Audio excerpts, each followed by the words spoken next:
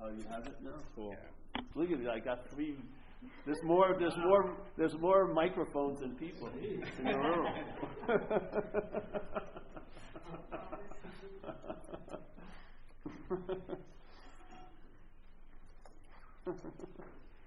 This is what happens. You just enter, something that reminds you of the space sometimes tends to cause laughing, You just feel so relieved.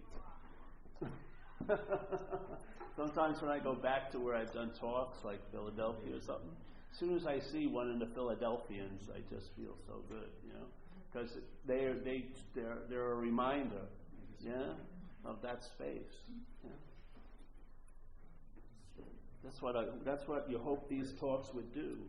Not to be keenly interested in what's being said, but to feel the sense of what's going on. Yeah? The words are just a vehicle. They have nothing to do with it. They're just a vehicle. In this situation we're in, we need to have the mail slot of us receiving any information is usually a conceptual mail slot, So you use language to convey something, but don't get fooled. It's not the language, It's an energy, a sense of something. Because if it's the language, then it produces like Advaita Pharisees, non-duality Pharisees. They know the letter of the law, but they don't have the spirit of it. Yeah, they watch for everyone. If everyone says "I," the non-duality police rush in. No, false subject. Give me a freaking break. It's like non-dualing. Dueling. Who can get a message quote without saying an I in it? It's pointless. You're missing the forest from the trees. It's like dogma. It's not, to me, that's not it. This is like if you could consider your mind like a camera, and to recognize that it's in a set aperture right now. Most of us see life through a lens or an aperture of self-centeredness. So we don't see life as happening. We see life as happening to us, which is hugely different. Seeing life as happening is a much more free, much more flexible way to go. Seeing life as happening to you is an interpretation. You are now, the experience of life is neutered, and it's replaced with a mental interpretation. So the sense of being becomes, let's say, a goal that you think you're going to arrive at through doing and having. But all you're going to do and have yourself is into another mental state. You're not going to do and have yourself into being because you can't. You are that. That's the starting point. How can it be the end point? Yeah?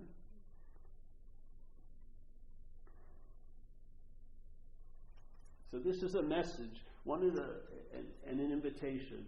It's not a dissertation. It's more like this. If you had an old car that had a carburetor, and an air filter over the carburetor, and you were driving and you were with your friend and you broke down and you were trying to get it to turn over and it wouldn't turn over, So, but you know a little bit about it, so you get your friend, go in the trunk, and I got a can of gas there, take the filter off, and pour a couple of drops of gas in there, and I'll keep pumping it, and then it'll fire up usually. As soon as it fires up, the job of the gas is over. You don't keep pouring more gas in, or you'll flood it. So this is what a message this is how I hold the message. It's an invitation. It can be repeated quite often because it's not a dissertation. It's an invitation. It's a message, like a message you get on a phone saying, hey, let's have dinner at 8 o'clock. This doesn't need a huge explanation why you have to have dinner and why it's just, meet me at 8 o'clock at this restaurant. Bing, the message. So these talks are always an introductory talk. Like people call me up and they go, what's the topic for this next week's talk? The same topic as has been for every freaking year. Why change? Because if this isn't clear, it doesn't matter. Because however clear you get is a false freaking clarity. Because it will be you who thinks it's clear. Yeah? Well, how does you dissolve? How can I dissolve? How does it dissolve? Because it doesn't form. It's not in form. You don't have to worry about it dissolving. Just realize it doesn't exist, and then you won't be trying to extinguish it. You're giving it life by trying to kill it. You're giving it power by trying to vanquish it. And I'm not talking about ego. What's the feeling of having an ego? That's the bondage of self. The feeling of being the one who has an ego is the bondage of self. Ego is just is a conceptual representation, demonstration of it. But what it truly is a sense of self. It's not a thought of self. A thought of self couldn't do it, but it's a thought wrapped in a feeling. It's a sense of self. So when an action occurs to you, you feel like you do it. Yeah? When there's a thought, it's you. And if you can hold your questions to later, it doesn't matter if you agree or don't agree. Just do it silently, yeah, and then talk about it later. Because it's like cooking. It's like a souffle is getting baked. If you open up the oven, it'll flatten out. Yeah. So don't worry. Trust me. I'm a master chef at this thing. I've witnessed many souffles. Where was I now? So you're not even following me already. I did this one talk, hour and a half, and someone was sitting right there, and I was talking about the addiction of mind, the small m. And so after the talk, the guy goes, first question says, can you talk about addiction? I said, what the fuck have you been doing for an hour and a half? I've been talking about addiction this whole time. How did it get lost from here to Nancy's feet?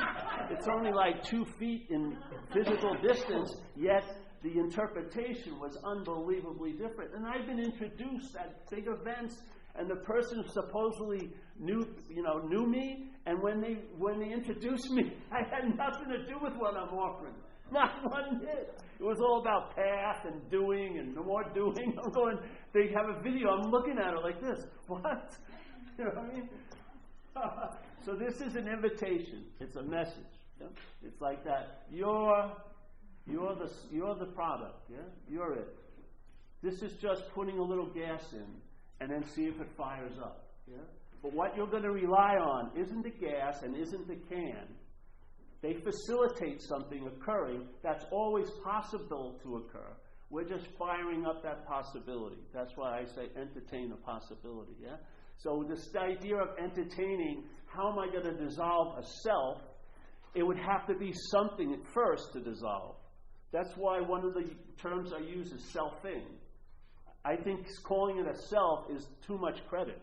You're giving it a sense of nounness or a sense of being something too much. But selfing is a mental activity. And what it is, it's called the identification as being a self. Now, some people hear that and they think the identification is the verb, and then there's a noun called self that it's occurring to. No, the whole thing's a verb. Identification as a self. There is no self, but there's identification as a self going on. Yeah? So the head, what happens is, here we are right now, we're having an experience in this room, and it's based on consciousness being in contact, yeah, through the 5 gates of the senses. Yeah? You're seeing, you're hearing, you're feeling, you're tasting, you're touching, and then you're hearing thoughts, which in Buddhism they call it the 6th gate. So consciousness is moving through this possibility and having an experience through this possibility. In other words, like undifferentiated light comes through this and gets differentiated. So now no thing appears to be things, and so no thing can have an experience of things. But it has to have the experience of things through a thing. Yeah? Voila, the body. So here's the conscious contact. Now the selfing is a mental process that happens after the conscious contact. After. But it implies that there's a you that's before the conscious contact. Yeah? But it's not so. It happens after it. So it's like an afterthought. So the mental process, when we were babies, there was no sense of self supposedly to about 18 months. And then the brain was developing sufficiently that it started producing a sense of self. Yeah? Usually based with the language. Because the language is like a subjective language used by objects. Yeah? This is an object, but it's using a language that points to itself as a subject. Yeah? So this is sort of the thing. So selfing now, it claims, its biggest movement is claiming. Yeah? If you want to start recognizing it, which is helpful, while the heist is going on, it doesn't help if you recognize it after the heist, because then you'll feel like the one who recognized it, which is after the heist. It's just seeing it, yeah? So you see it. So here, so all right, so its movement is the claim. Okay? So how does it do it? All right, well, instead of, like Buddha said, when seeing, see, when hearing, hear, when feeling, feel, when tasting, taste, when touching, touch, it changes that into when seeing, think about the seer, yeah, and the seen, yeah. When hearing, the emphasis is on the hearer, which is the sense of you, yeah. When touching, it's on the toucher. When thinking, it's on the thinker. When feeling, it's on the feeler, yeah. So here's feeling. If you were in if you had amnesia or something, it's like in recovery. I'm from recovery, from addiction and drinking. And we have these things that people go into are blackouts, yeah, which can last like 12 hours, where you don't forget, you don't have any memory of what happened. But you were actually being engaged with people. You were buying airplane tickets. When someone said Paul, you would look at them. Your girlfriend of 5 years wouldn't know you weren't the Paul that you were supposed to be. But something happened where there's no remembrance of those 15 hours. But there was a Paul representing you those 15 hours. Like when someone say, hey, Paul, you were responding, yeah? Well, so what happened? Why is there no memory of that Paul? Because my take on it is the alcoholic intake and the drugs stop the production of self. Let's say selfing number one, numero uno. And what happened is the default mechanism kicked in and another self was produced that has no idea that there was a prior self called Paul, and it's not going to have any idea when the prior self shows back up. So the prior self comes back after 15 hours, and to make sure, because if there's two of you, there can't be any of you. Because the self is totally based on singularity, being a long-lasting, independent, separate entity, a uno, yeah? So it can't brook there can't be two Pauls, or there's no Pauls. So when the old Paul finally rises again, it forgets those 15 hours the other Paul was running around as Paul, yeah? Yeah, this is what happens. So the selfing claims the conscious contact. So now you're the seer, you're the hearer, you're the feeler, you're the taster, you're the toucher. And then it goes beyond that. You're the feeler, you're the thinker, you're the doer. Yes? All right? Now, you take the thoughts. You have supposedly 70,000 thoughts going through your head every day. That's a lot of traffic up there, right? So here it comes. But what precedes every one of those thoughts that are noticed? Maybe there's only noticing of 2,000 of them, let's say. But what precedes the noticing of the thought? The feeling that you're the thinker. Yeah? Precedes it. That's the point of bondage. The point of bondage is the identification as the thinker. Yeah? At that point, all the thoughts facilitate the bondage to that idea of being the thinker. That's all they do. Yeah? In other words, with the thought, when the mind comes before the thought, it changes the whole meaning and the weight of the thought. Just look at simply. We used to have a simple example. Here's a big blackboard. You put the word sex up there. You put the word money up there. You put the word health up there. And it would initiate some kind of movement or feeling about it. If you had no money, it would mean more than if you have money, maybe. Yeah? Now, let's change the scale. Not by changing the word, but just by adding one before it. My money. Big difference, eh? Exactly. My health. Oh, thousands and thousands of thoughts about your health. Not about health, but yours, you better believe it. It's a very important topic. Sex, unbelievable, my sex. Now, can you imagine action, my action, feeling, my feeling? You don't see the addition. You don't see the weight. You don't see the heaviness that's being added to your life every freaking second of the day. Yeah. It's the difference between seeing life as happening and then life's happening to you. The my puts you as the proprietor, puts you as the doer. Yeah. So now the thoughts facilitate the bondage to an idea of being the thinker. The feelings, as soon as they're held as my feelings, are now being used to facilitate the bondage of being the feeler. Yes, the seeing, co-opted by the idea that I'm the seer, not consciousness, not spirit, not whatever, but I am. Yeah? Now the seeing is used to facilitate the bondage of self. Yeah? The hearing, as being the hearer, is used to facilitate the bondage of self. This didn't happen 20 years ago in Omaha, Nebraska. It's a possibility that's going on right now. Your conditional mind is offering you an idea about life all day. It's claiming that you're the seer, the thinker, the hearer, the feeler.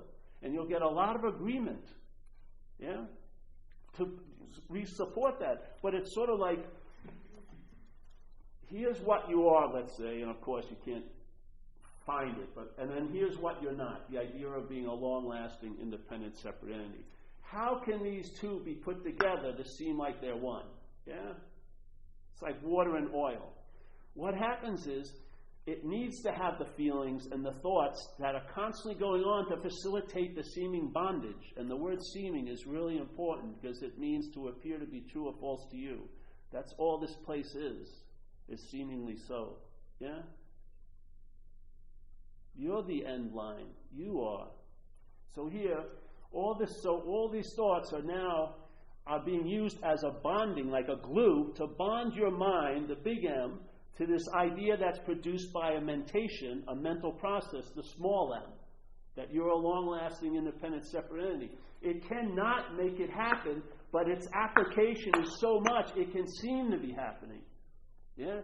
It will appear to the mind, in your possibility, that it's that. It's that which is being implied by the thinking. Yeah? So here's the thoughts. I go home to New York. I hadn't been there in a while. I'm going to do a talk there. And my hair grew because I hadn't cut it. So people go, "Oh, you're growing your hair." Like I had a lot to do with it. "Oh, yeah, I'm growing my hair. I'm doing a really good job." And, I got so into it, I go to hair growing classes, and, I'm actually the top of the class. Mine's growing an inch a month. It's fucking unbelievable. Jeez, I'm swinging back and everything. But no, all I did was not cut it, yeah? And so the language implies quite a lot that you have something to do with something you have nothing to do with. A lot. Yes? A lot of your day, it's implying that you have something to do with something you have nothing to do with. And if you're not awake to the awakeness, it's easily to fall asleep because it's like a constant lullaby. Constantly. 70,000 thoughts being used to be. They don't give a shit about the thought, the content of the thought. It's what they point to. It's like this. Here's this thing. Yeah? Everyone says it's a bottle. Yeah? I can change its meaning. My bottle. Now it's pointing to the proprietor. Yes? My bottle. Same thing. Problems. My problem. This has nothing to do with the problem. The problem is used to point to the imaginary one. It's like that thing in Zen. All those fingers are pointing to the moon, but in this case, there's not even a moon. The mind itself makes the leap into being into seemingly being a long-lasting, independent, separate entity. Selfing, a mental process, cannot produce a self. It can imply there's a self. It can insinuate there's a self. It can assume that there's a self. And then the mind does the rest. If you fall for the pointing, you'll be the pointed at. Yeah? And that's the bondage of self. And then you run into the second little lock you may not be aware of. You will now try to get out of self, but as a self. Yeah.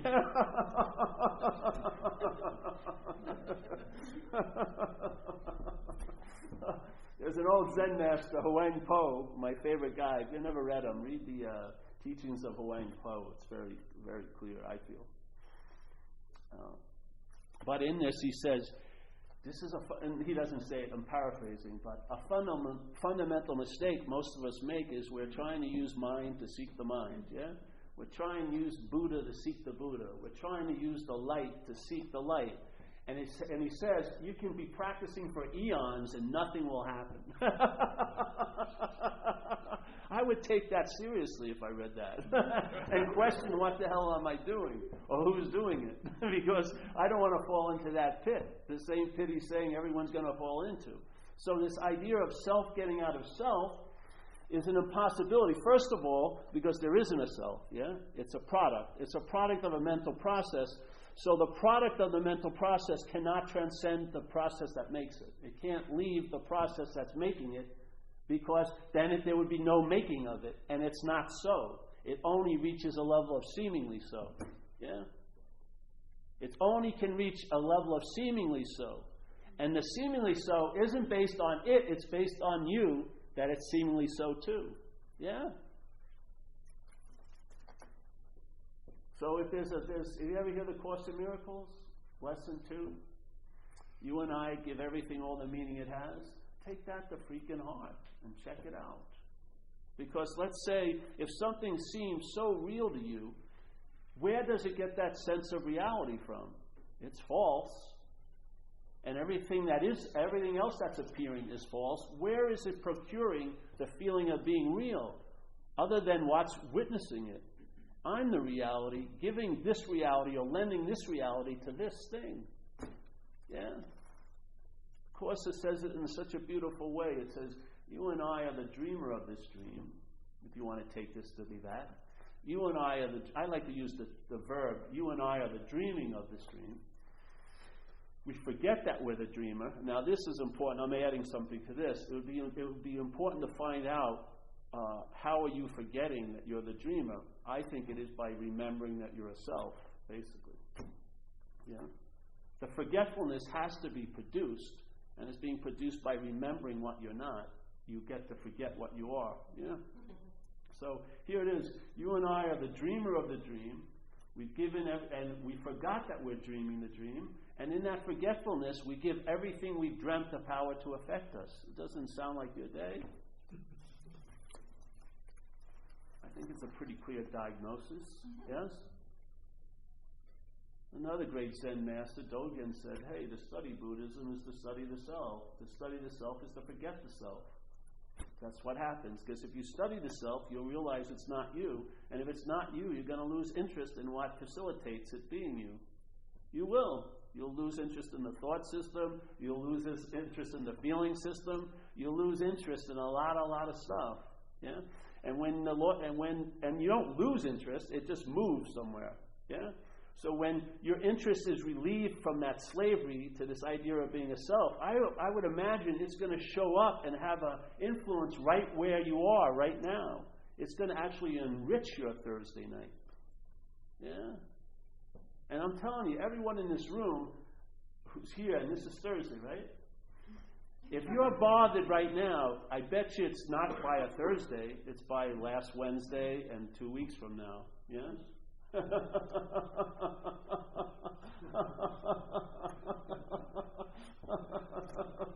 Look at the thought system. See where its values lies.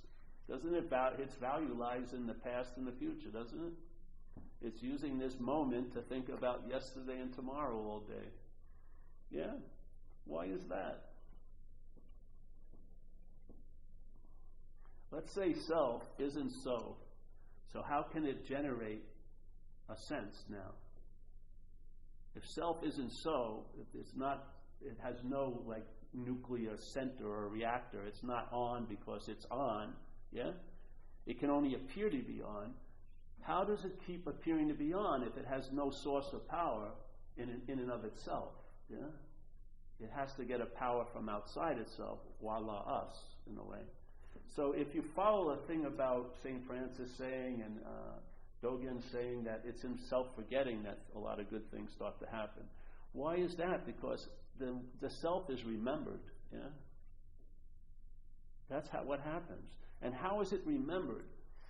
It can seem to appear in the past.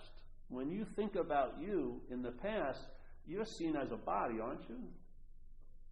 You can't go back 4 years ago and go, let's say, to Topeka, Kansas, and picture you as a space. Because why would you have to picture you there only in Topeka? You're space everywhere. But you would picture your body, yeah? And you would call that you. I was in Topeka 4 years ago, and here's a picture, and it would be of a body, yeah? So you're thinking, the thought system's thinking about you in the past. But where are you remembered? Now, yeah? You're not remembered in the past. You're remembered, the thought system facilitates the past to remember itself now. It's the only thing that's going on, yeah? So the same thing, it thinks about itself in the future, and it's another form of remembering. Remembering is not just based on past. It's using a future concern, like I'm going to be destitute 4 years from now. You're picturing yourself as a body in a cardboard box or with ragged clothes, you know what I mean? And so you're thinking about you, and you're concerned about you 4 years from now, but where is the concern? Where's the contraction? Where's the fear being experienced now? So you're remembering yourself by thinking in the future, the mind is, and the mental process remember itself by thinking about the past. Why do you think that's where it works? That's where its value is. Because that's where you can be remembered. By you being pictured, it's like this. I was there, I'm going to be there, therefore I am here. If you do something you really love to do, and that remembrance of self is cut short, like surfing or something, whatever you like, at that period of time when you're surfing, you're not engaged in remembering a past day when you were surfing or a future day. You're engaged in the event. That's probably your peak experience that day because you're now living in the absence of self. Because it's not being produced. It's not being reinforced. It's not being remembered. It's not being appointed at. It's not being assumed. But I'll tell you, you'll be in the waves, and then when the selfing arises again, it's not concerned about the waves. It's concerned, did anyone see me catch that wave? See? It's living for its face, not your ass. You know what I mean? It is about image and image and image. So this is an addiction. To me, it's the original addiction. The mind is addicted to this idea of being a long-lasting, independent, separate entity. The thought system is used to facilitate that. The feelings have been co-opted because now they're your feelings. The thoughts, my thoughts, problems, my problems, time, my time. Well, all what's questioning is, if not even saying if it's not true or not, just weaken the mind. Like Ramana Maharshi said once, you don't have to give up your possessions, give up the possessor. You don't have to give up your actions, give up the actor.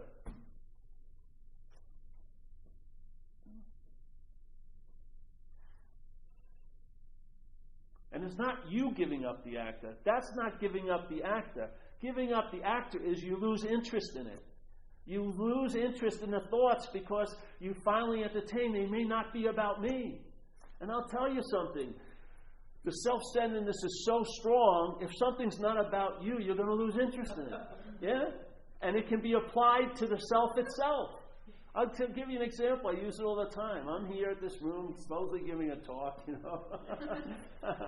But there's a lady in this other room that I'm interested in. I'm hoping we can have a biblical experience or something. And so the meaning my mind's giving is much more important than the meaning it's given this. She's going to be my wife. I'll have a kid with her. It's building a huge story about how important this person. She doesn't even know me from Adam, but how important she's going to be in my life. So someone notices and says, Paul, you're supposed to be doing this talk. I go, yeah. But I can't call my attention back. It's not my attention. It doesn't go where I ask it to go. I'd like it to go, but it doesn't. It's not under my supervision. So then they see I'm still distracted, so they bring a book up, and here's the book. I look at the title. It says, How to Lose Interest in a Conversation in Another Room. So I page through it. I get the principles, but it's not helping me because she means a whole lot to me. So what happens? I'm listening and hoping, I can hear her say something. Hey, I like that guy, Paul, And I can, after the meeting, I always, come sit front or whatever. Give her some loving gaze. Hopefully it'll lead to a horizontal massage. So suddenly she says something. She says, I really like that guy, Matt, and my name is Paul. What happens? Do I have to try to pull that interest back? It leaves the room immediately. It loses comfort. It doesn't. I don't have to take a 3-month class of how to lose interest. The interest goes off of that topic because it's not about me. Exactly. As long as you have the feeling the thoughts are about you or you're the thinker of them, you're going to be in the bondage of that. Not you, but the mind itself is going to be bonded to the idea of being the thinker. And it's going to be making good ones and bad ones and ones to be secret. And it's going to get It's like a Petri dish that just mutates and grows and grows and grows and grows. The abstinence is the key at the get-go. You're not the thinker.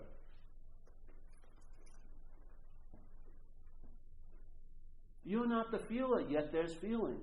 You're not the thinker, yet there's thoughts. Yeah? Who says an action has to have an actor? Who says that? It's a self-centered point of view. Yeah? If it's not me, if not you, then I'll bring God into it. God's the cause. God kills these children. No, it's not fucking God killing any children. Yeah. So this is it. The best way to get out of something is realize you're not in it. It takes absolutely no time. To get out of something you're not in takes absolutely no time. Yeah? Or let's say, if the problem is imaginary, what's the solution? How long will it take for the solution to produce the result if there's no need for a result? No time whatsoever. And I'll tell you, when you get some damn downloads, I bet you they're going to have the quality of no timeness.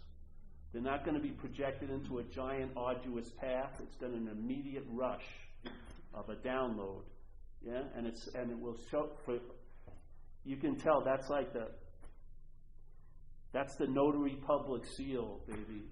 It's not going to be stretched out where you become relevant again. No. It just supersedes all your little stories, and it's like a vertical insertion every second of your linear horizontal story that your mind's telling. Your mind the conditional mind is it's in this body like a vehicle, but it only has two gears. It goes ahead into the future and back into the past. Yeah? It looks out the window, but it can't get out. Yeah? It's bonded to this idea of being a self, so it's preoccupied with the past and the future, and yet the free rangeness of life is roaming. Yeah? It's not a vigilant, concentrated aperture. It's an open aperture. Yeah? Self-centeredness is a closed aperture. You get to see, but it's interpreted as a form of looking, called self-centeredness. And that form of looking is the constant blindness to the actual seeing. Yeah? Because all the while, you're calling it you looking. That's the seeing. That's what you're looking for. Yet it's impossible to recognize because you've supplanted its authority and put your pseudo-sense of self being the so-ness. Yeah? Now you want to find the truth instead of realizing you are the truth. Now you want to have an experience of something instead of having all your experiences infused with a view. Yeah? Therefore, the emphasis on experiences will move. You won't, as long as you're not getting strangled today or run over, it's a pretty good day, because your attention isn't on the particulars. It's on the spaciousness of it all. Yeah? And finally, you're looking from what you've been looking for. Yeah? And then you get freed from the need to be liberated. What you are doesn't need to be liberated. It's not been manacled and forced into this event. Why are you in such a hurry to get out if you're not even in? Yeah? The selfing is what needs to be liberated. To be freed from that is being freed from the need to be liberated is the real liberation.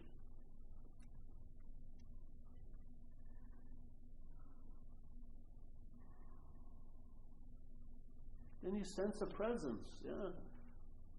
It becomes the dominant influence in your day. No matter what you're peering at or dealing with, there's this overriding sense of what's so. It's like here. Have you been in a cafe today? Anybody? Did you hear anyone complaining about the effects of gravity? Yeah, they're bitching about the size of the hill, but it's the gravity that's causing it to be such a slow slog. It's not the hill. Yeah, it's because there's a force that you're going against. Yet because it's constantly applied to the body, none of us even know we're under it. The only way we would know anything about gravity is to go into an anti-gravity chamber, and then by its absence, we'd realize its fucking presence or its influence. That's exactly what this is like. Yeah? It's like if I was born, supposedly, if I was born, let's say when I came out like that, someone put a hand on my shoulder. It's been there the whole time. I wouldn't know it was there. I would be making incredible speculations why my left shoulder's drooping and why I have to buy left sleeves longer than the right and have all these metaphysical understandings, but totally bogus. But once it was lifted, I would know why it was feeling like it was. Yeah? Not by its presence, but by its absence. We're trying to find, we want to be there to get it. We want to be there to experience our own absence. That's never going to be often. If you're waiting to come to these meetings to finally get it, you're waiting at the wrong bus stop. You know? That's not on the menu. You're not going to get it.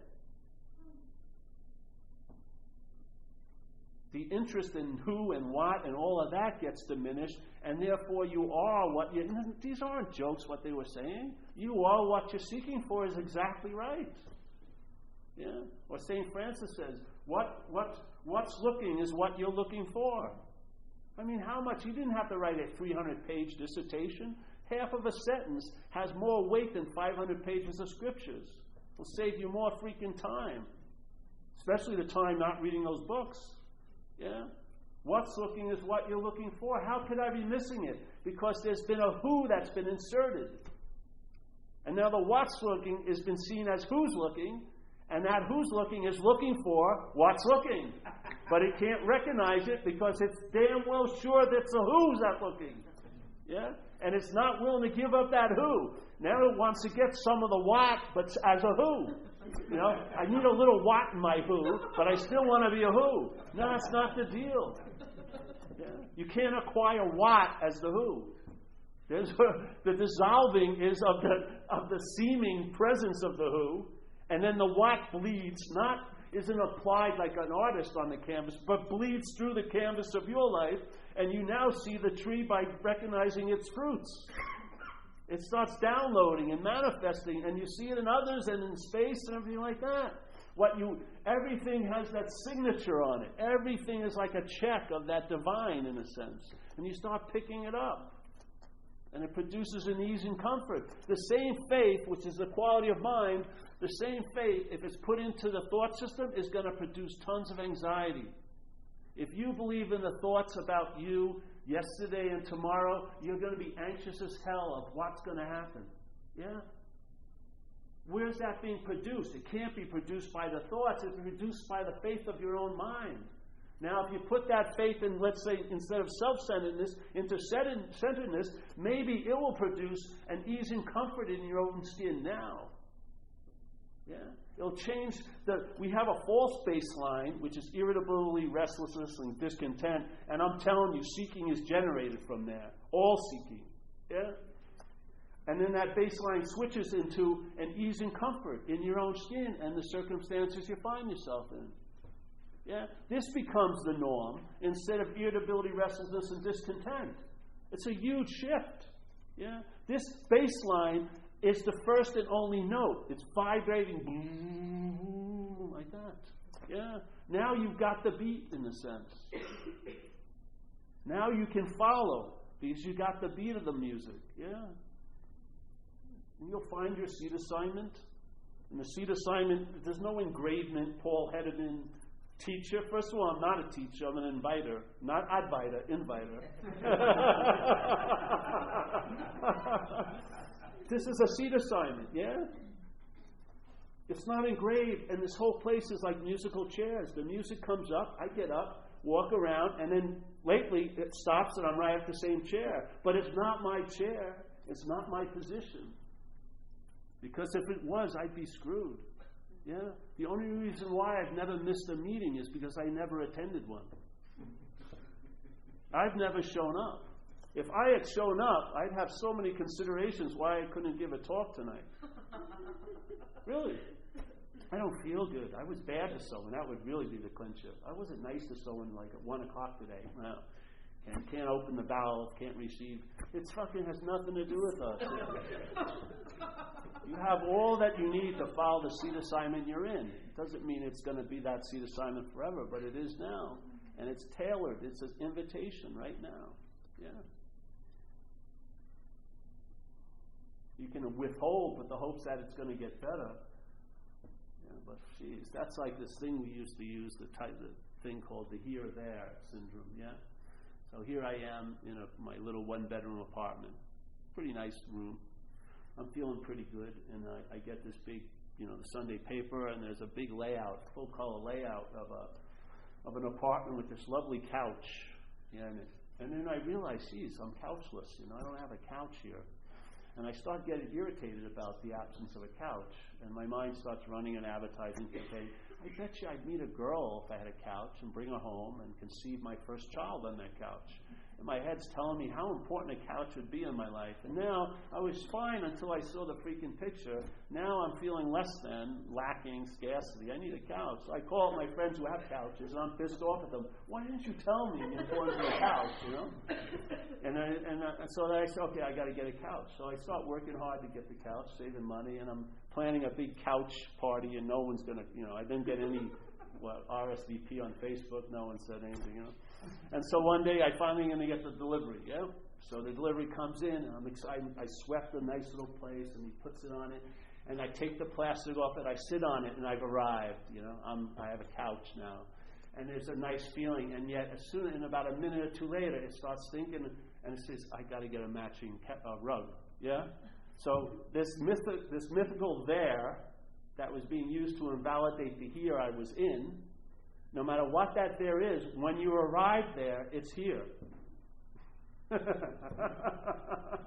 That some fault will be found, and now it will provide you, your head, the advertising, another mythical there.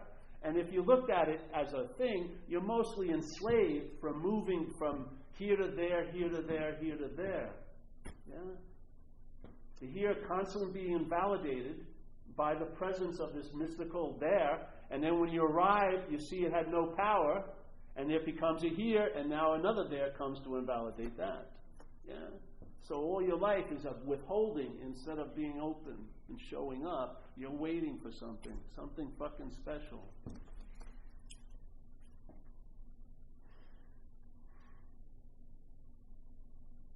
This isn't a passive spiritual approach. It's very, very freaking active. You're awake. Yeah? You have the ability to respond to that. And the dance will go. Yeah? I get confused like starting the recorder, but I'm not confused about metaphysical stuff at all. It's all baloney in a way. As long as it's you attempting to use that to get to you, it's never going to freaking work. Just instead of trying to find out what you are, question about what you take yourself to be. And if it's not so, that's that. Yeah. If you're not this idea of what you're taking yourself to be, if you're not that, then that's that. And what happens now, you get put in a position in Zen they call a very high state of mind, I don't know. And in that state of I don't know, you're relegated into finding out. And that's the way to live. Yeah? Not preempting and neutering everything by thinking you know it without ever meeting it, but by not knowing things and then finding out. Yeah? So you're relegated. So now it becomes revelatory. It's not about ringing all your own bells. You'll hear new notes constantly being played. You'll be left off your own biggest hook. All the hooks you got yourself stuck on. Something in your life you probably felt you omitted or committed that you should never have omitted or committed. And you've been convicted in the court of mind. You're just doing freaking time.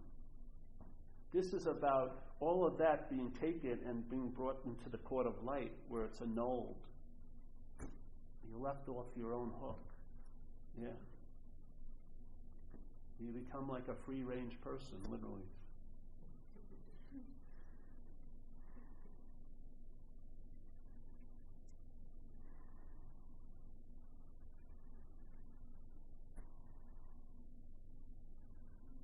And it's a message. If I keep going, I'll be beating a dead horse, You don't need more of this. You can feel it in the room. The energy's there. That's the bitch slap. The Zen bitch slap. Sense it. Yeah,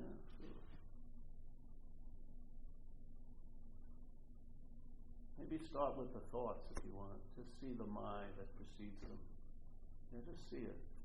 Instead of having that be unseen yet totally influential in your life, let's see it, and then let's see if the influence dims. Yeah? It doesn't have any light of its own. You give it the light by taking it to be so. Yeah? Everything that's generated here is generated out of you. You're the reality. Everything else appears to be. It either appears to be a true or false to you. Yeah? One day something's bothering me, and when I'm not in good condition, it's a problem. The next day I'm in good condition, it isn't a problem. The next day I'm in bad condition, seemingly, it's a problem again. What is it?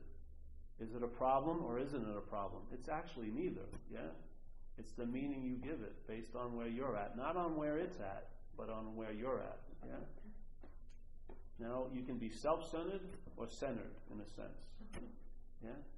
They're both views, but one's much more expansive than the other. Yeah?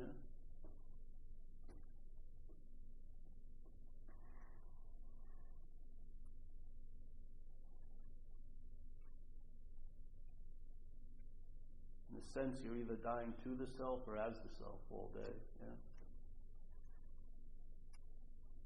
If you believe the thought system, if you believe that you're the doer, you're the thinker, you're the haver, you're dying as a self. Yeah? If you don't believe that anymore, you're dying to it. The self doesn't need to be dissolved. It has no fluid in and of itself. You're its blood. You pump all the belief into it. It doesn't cause you to believe in it. You cause it by believing. Yeah? Self isn't fooling anybody.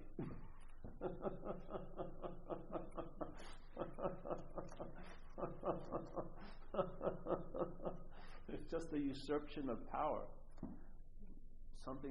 You've forgotten your godlike juice in a sense, and you've given it over to it, and now it's plays God with it.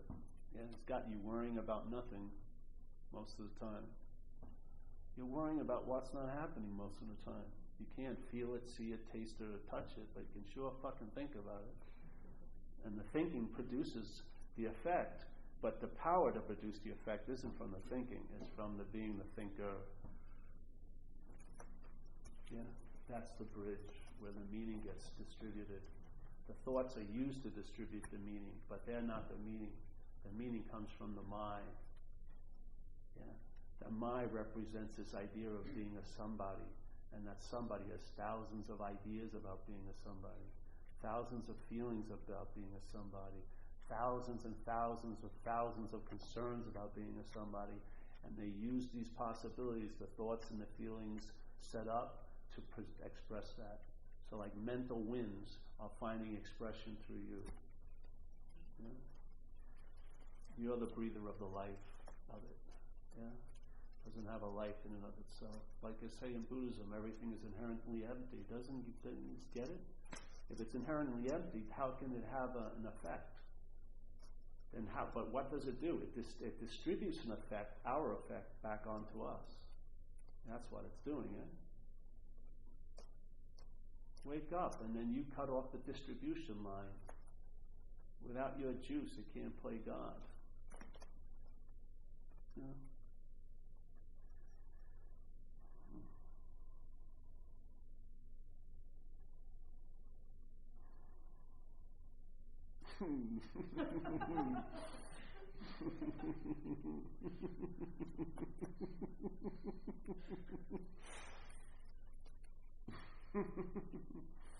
Yes, any questions?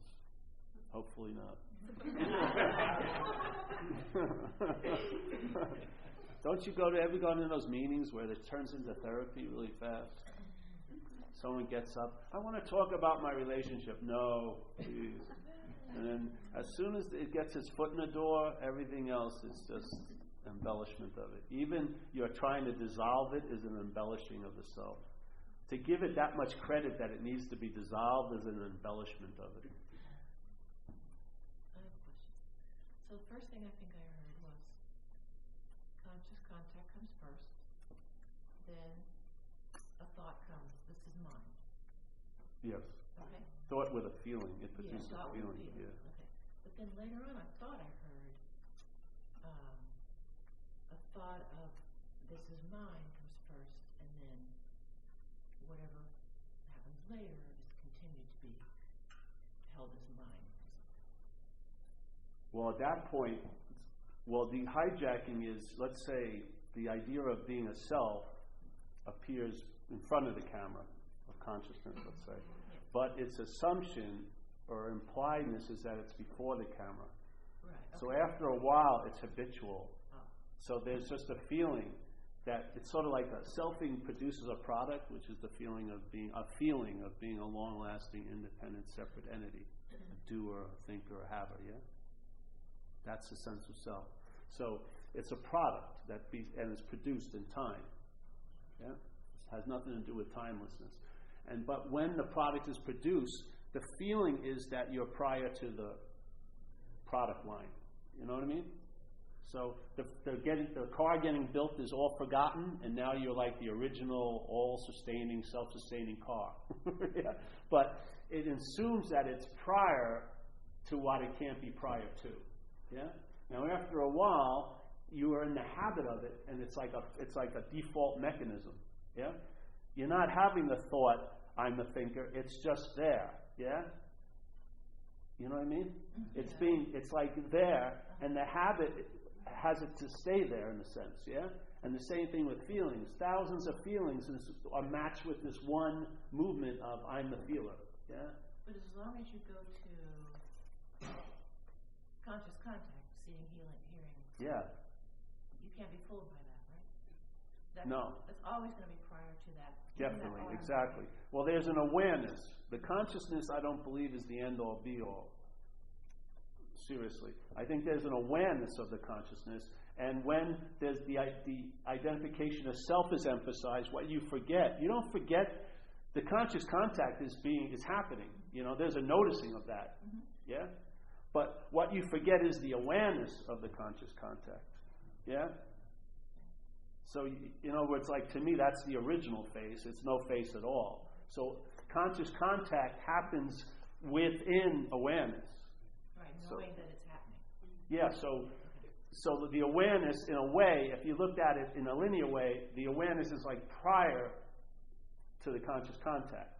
Yeah? Not in a sense, but the contact is happening within this context of awareness. We forget that we're of the context, like Jesus says, we're in this world, which this world is conscious contact, right? Really. We're in this world, but we're not of this world. Yeah? We forget that by taking ourselves to be something that's in the world. Yeah? We forget the ofness. Yeah? Yeah. And then, because you notice consciousness, because many of us are trying to become more conscious. Yes? So the consciousness is noticed, but what happens is the awareness isn't noticed anymore. Or because it can't be noticed. When you're aware of the notice, you're the awareness. Yeah? It's not of like you being aware of becoming aware of the awareness. When there's an awareness of the awareness, there's no you. I don't know if I can say it any better. So that's like there's no beginning point or end point. That's the only point. Yeah, and it's pointless.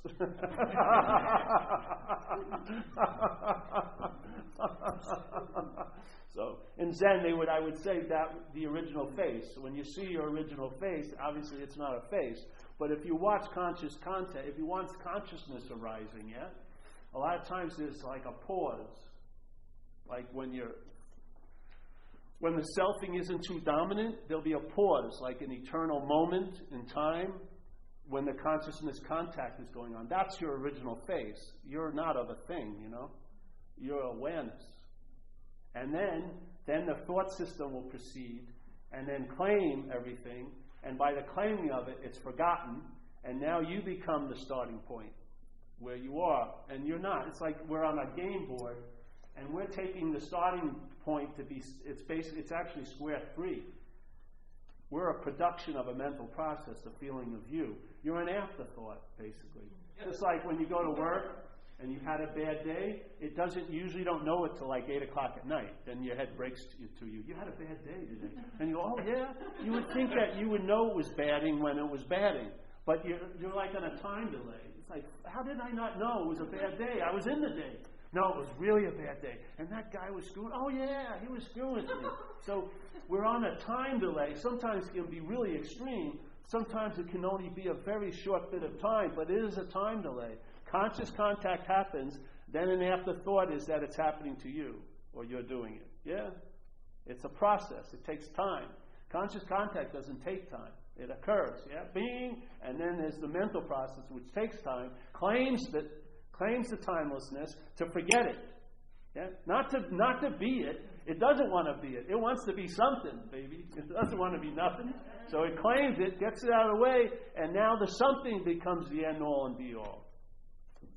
And that has to constantly be remembered to keep out what is seemingly forgotten, because it cannot be forgotten what is. Yeah? But it can seemingly be forgotten in time. Maybe for 80 years, maybe for 20 years, but it could never do it infinitely, but it can seemingly be forgotten in time. Yeah? So question what you are. If it's not you, then you're going to find out what you are. Yeah? You're not going to experience it, you're going to find out. Because you are what you're looking for. Yeah. But not what... See, the idea of being the you... Whatever, fuck it.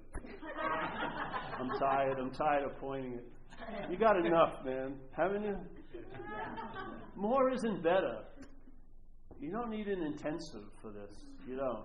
And then definitely, you don't need a 10-day retreat. All you need is an invitation. And then you're the laboratory. Walk it around.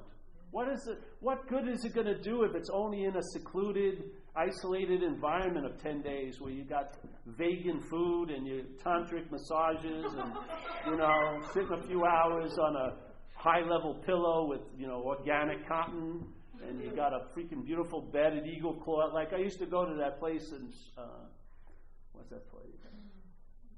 The one out in Marin. Spirit Rock. And, Buddhism, they had the middle way. I used to call it the upper middle way. I did a retreat there. I didn't want to go home. Not because I loved the retreat, but the room was great. Jesus, the food was excellent. It was funny because maybe I better not. I don't want to burn all my spiritual bridges. I'll be left out in the lurch. Yeah. The way I hook myself is on the hook, get off the hook or whatever, is certain buzzwords like co-creator with God. Okay. I'm here. God put me on the planet for a purpose. I have to make goals.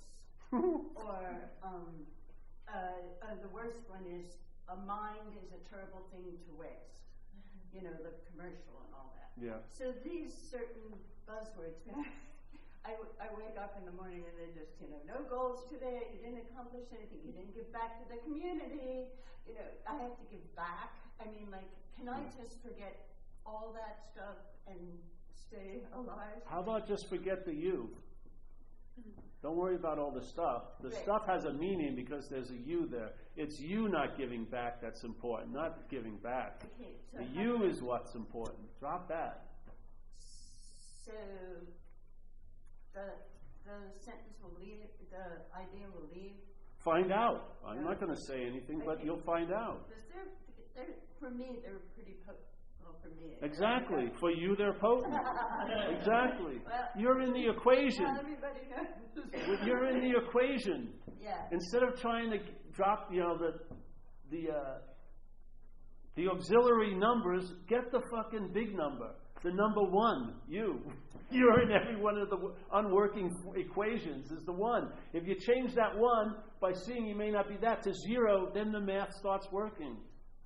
Yeah.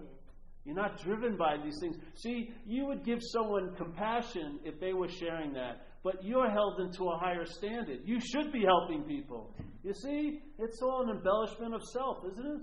Yeah. Yeah. Okay. It's all right that you don't do it a lot with you, but me, I should be doing a whole lot. Why? Because obviously I think I'm better than you.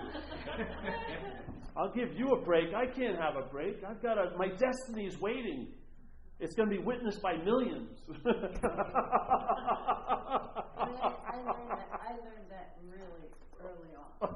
Yes, I know. I know, see, but you'll add on, if the head will add on time to make it more real, you know? Like people come to these talks and they're enjoying the hell out of the space, and yet then they pledge allegiance. But what happens Tuesday? I said, why do you want to bring Tuesday into it?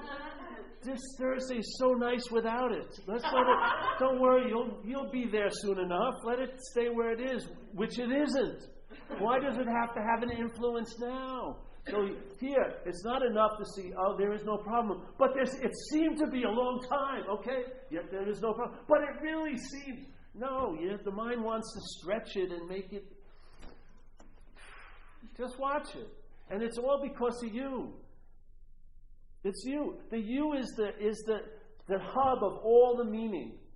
Yeah. It's not that you're worrying about next week. It's you worrying about next week. You have an idea that you shouldn't be worrying about next week. So there, when you see worrying about next week occur, it's a bad light on you. Yes. So I got to get over this worrying. While you're trying to get out of it, you're super up the ass of self. Don't you see it? A lot of people, they're trying to get out of self. It's the biggest form of being in self. If you look at self as a predator or a parasitical movement, to me, that's what it is. It's a mental process that has a parasitical trait to it, characteristics. It doesn't have a life, so it wants to grab this opportunity of life. Yeah? It doesn't have one, but it wants to grab one. So if it can convince the mind that the mind is it, then it has its life. Yeah? And then what it does is it gives meaning to everything. And so so here's a predator in the jungle and a prey. You know him you can tell the difference. The predator rips the prey's neck out usually. But in this example, the predator of selfing has you by you moving away. You're verifying its power by trying to get away. Yeah? It has you when you're trying to get out of it. The best way to get out of it is realize you've never been in it. Yeah. The feelings, the power those things seem to have over that situation is based on the you, not on those. Those things are run the mill. Everyone in this room has them running through their head. But it's the you that puts the bite into it. Get to the root, the exact nature of the seeming mistake, and look at it. See it. Study the self to forget it. That's what happens. If you learn, that's why I share this way. If you learn what is producing the sense of self, what reinforces it, what keeps applying this crazy glue to all these insane assumptions, like this assumption that I've got to learn how to get into the moment, which is based on this insane idea that you could be out of a moment. There's no freaking way you've been out of any moment in your life. I don't care what I was so spaced out that night. The surveillance cameras have you at the meeting. Yeah? I don't care what you say. You can't override the fact that you and the moment is synonymous. There isn't a moment without you. Not you as the Paul, but as what you are. You are the moment. So a lot of people are trying to get into something they can't be out of. And conversely, they're trying to get out of something they can't be in. This idea of being a long-lasting, independent, separate entity. What else is it going to produce but frustration? You ever read those books? They used to be big sellers, How to Get Into the Moment. And then they'd have the second edition, How to Really Get Into the Moment. And then if you're really, really good, How to Really, Really Get, or the Turbo Moment. I've seen these ads for extreme Buddhism. What's extreme Buddhism? You know, extreme turbocharged Buddhism. Come and join us. A radical workout. What?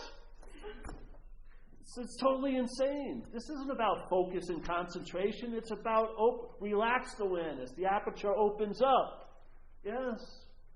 You're caught gazing a lot. You sense the space. When I go to meetings, other recovery meetings, I like to look out windows because I look at the foliage outside. And I look as far as I can, and I can still hear the people because I'm sensing the presence in the room. The words don't matter to me that much, but the sense of onness, yeah. That matters. That's a food that we need because we can starve here. Yeah, all the books aren't going to satisfy it. Yeah. There'll be an unspoken yes. You're going to be the authority. You know, this knowing is going to be prior to all the other fucking knowing. You'll just know it to be so. And for me, it's became the last answer. I haven't been looking for an answer for a long time. Just been entertaining the possibilities that it reveals. Yeah. Yep. Okay, so people are starving, right? People are starving for this kind of just this, and yet, you know, I can't do anything because there's no I, and yet, condition of experiencing that longing, you feel it and you want to help. So help. Mind is doing it. There was never been an I that did anything, yet a lot of doing has occurred. Right. Mind isn't a singularity or a single unit, but mind is impelling an action through that body. Stop claiming it always to be yours. No, I mean, okay, not mine. So if you have that longing, express it. Start dancing or something. Yeah. There's dancing. Yeah. Okay, I guess my question is this: is like you start to notice the infinite potential of every moment. You could do anything. Yeah. You could do any number of things. Yeah. And I like find myself like not sleeping a lot because I'm lying in bed and it's like I could do anything, you know, and except sleep. and then like a couple weeks go by and I'm totally like raggedy and I'm like sick. I'm totally exhausted. Not much use to myself. Yeah. Well, you know, when you say I can do anything, maybe the anything you'll do is nothing. Well, that's usually what it is. When it's oh, that's fine. Yeah. That's Which fine. is, I guess, the question is just like, you can't manage your energy, but I'd like to think that I can modulate it sometimes. Think away. See what happens. But be open to the demonstration if it's so or not, yeah? How about just be directed instead of being the leader, you know? Let a direction occur. Yeah, be directed. Like in recovery, we have a great thing about surrender that's really potent. Because most of our lives were really wrecked, you know, being an addict and junkie and stuff. And it made this possibility of turning one's will and life over to the care of a power greater than self, yeah, really attractive. And I remember I was reading Ramana's works. I really liked Ramana Maharshi. And the completed works of his from 35 to 39 are a great book, you know, to read. There's a lot of nuggets in there. And one of the nuggets was, in the beginning, he says there's different, you know, mind's manifestation are different times. So there's different minds being expressed here. So some minds are pretty good with, like, Raja Yoga, you know, knowledge. Let's find out about stuff and ask who am I. But other people, other minds that are stuck on what they've omitted and committed, you know, like a very strong sense of being the doer, the better way for them is surrender, yeah? To the point where thy will be done. Now, recovery is mostly on that latter process, surrender. And in that surrender, you'll take chances where your logical mind would never allow. But I noticed every time I stepped out, there was always a stair underneath my foot. Yeah? So after a period of time, you become convinced, which means to believe with certainty, that you're in good hands, which gives you a lot of leeway. Yeah? A whole lot of leeway. Yes? And it takes that, it quiets that agitation of being a doer, yeah? Of being the provider, of being this. And it allows some magic into life, where a lot of people think this, therefore that. Well, that to me is strides, you know? But the magic that can occur, like I have no right to even be here in a lot of ways. And yet things have conspired to bring me here. And I have a sense, an intimate sense of that which that implies to me. Yeah? And it's really juicy. So, but it gets to come out when you're willing to take a step. Yeah? Yeah. And you'll go back to sleep again. It won't last forever. You go through phases. Yeah? You're getting cooked in some ways. Your nervous system will change a little bit maybe. Because what happens is a new power flows in. It may be a little stronger than what you've been flowing lately. Because the cell thing is like a sphincter muscle. It shuts down on the energy, really. You're contracted so much, it's not really flowing. But when you feel this new power flow in, it will seem as if you can't take it, maybe. Yeah? It's like 220 amps going through, let's say, a 110 line. It seems like it's overwhelming. But let me use this example. I really like this example about an event in the life of a snake, yeah? Every year the snake molts its skin, yes? The skin falls off the snake, it gets a new skin, it's better. So let's look at this one event from 2 points of view, which is the possibility in all of us. There's the self-centered point of view and the centered point of view, let's say, yeah? They're both possibilities. Nothing's a sure thing, because whatever you seem to be so to you will seem to be so, yeah? So we're going to look at this event from the skin's point of view. Now, the skin is taking itself to be the snake, yeah? Probably the most important part of the snake. And so it senses this coming on of, hey, I'm falling off the snake. So what's it going to do? Well, it's got a lot of influence in this thought system of the snake. It jacks in there and starts telling the snake, get a lot of moisturizer, you know what I mean? Don't go out in that noonday sun. Don't go over that rock, you may catch it, this and that. And so it's like fucking super afraid because its life's ending if it falls off the snake. Because it ain't the snake, and it really knows it ain't the snake, but it's been identified as the snake for quite a while, yeah? So you think, this is like, oh no! I can't take this, it's too overwhelming. But switch the view to the snakes, and it's like hallelujah.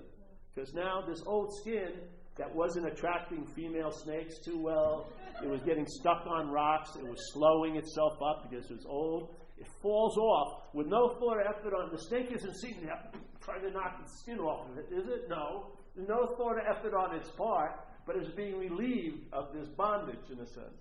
And then a new skin appears that's smoother and move faster and everything like that. But it's one event, but two different points of view, yeah? Now, the selfing is like the skin. It's taking it to be the snake, but it's not essential to the snake at all. It's actually, the snake would do a whole lot better if it fell off.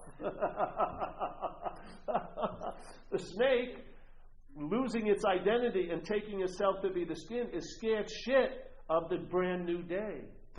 Yeah.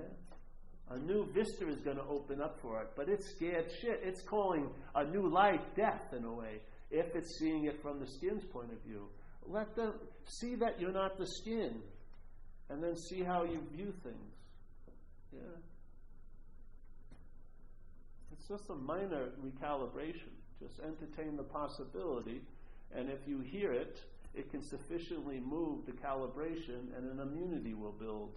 You won't be so taken by what's not happening. You'll be present here because you can't be anywhere else. Blue will become blue, red will become red, things will become clear without any effort on your part. Yeah? You can focus when you need to focus, but your failback system or default system is a wider lens, yeah? Not, wider. Walking around, just entertaining. And then it's amazing how things will call you. You'll look up and there'll be an incredible sight in the sky, or you'll look down, you'll see something budding, or, you get all these little ahas all day, like something whispering through all the millions of mouths, trying to inform you of some facts, let's say. Yeah. So that's it, hey, tonight.